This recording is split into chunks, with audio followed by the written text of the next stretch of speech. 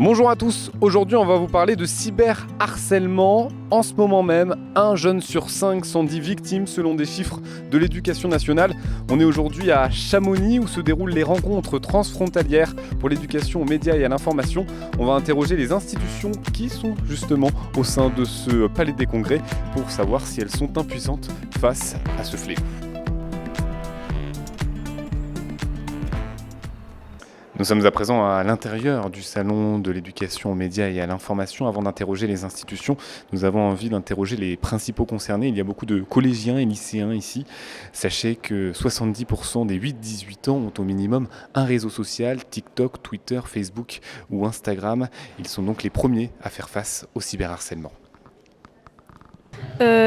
C'était un groupe de jeunes qui m'harcelaient du coup sur les réseaux parce que par rapport à ma sexualité, car c'était très peu, c'était très peu accepté tout simplement et que j'étais l'un des premiers à m'être assumé au collège, alors que de base c'est quelque chose qui est, assez compliqué.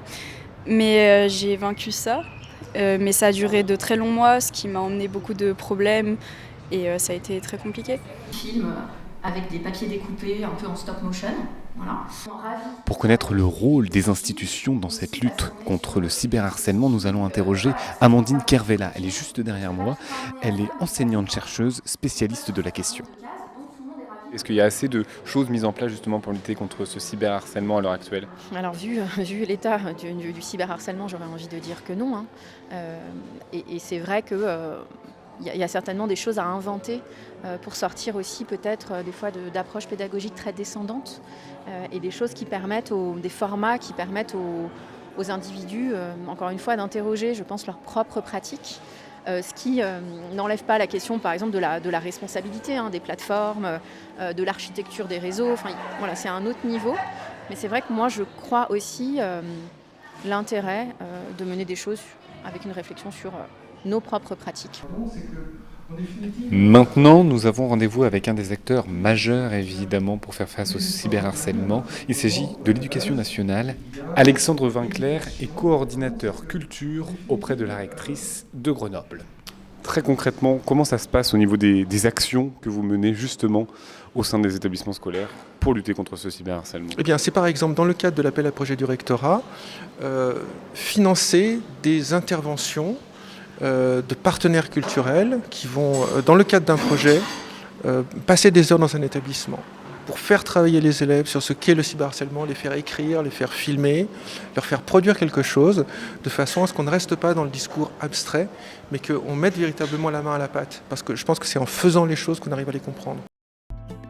Nous voici de retour à la rédaction d'Hémisphère. Nous allons interroger une autre institution pleinement engagée dans cette lutte contre le cyberharcèlement. Il s'agit de la Commission européenne. Ils ont parfois du mal à collaborer avec les géants du web. Bonjour Manuela Martra. Bonjour.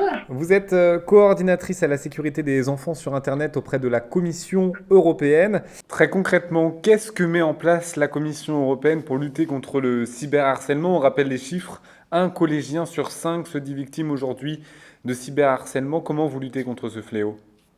Ça doit devenir plus facile pour les utilisateurs de faire des signalements de tout abus. Donc ça déjà, il y aura un réseau de ce qu'on appelle les trusted flaggers, c'est-à-dire parce qu'il faut imaginer que les plateformes, ils reçoivent énormément de notifications par les utilisateurs, mais pour les aider à faire un triage et aussi à donner priorité, il y aura un groupe vraiment de services comme des ONG qui sont reconnus dans les États membres pour être, disons, fiables et dès qu'ils ont ces signalements, ils doivent les traiter vraiment très vite. Et par exemple, dans ces groupes, il y a le réseau des Safer Internet Center. Tout à l'heure, j'avais mentionné e-enfance. Ils font partie, par exemple, de ces réseaux.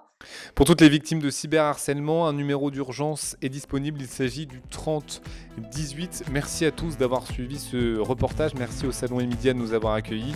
Et merci à Lison Barrocal derrière la caméra. Salut à tous.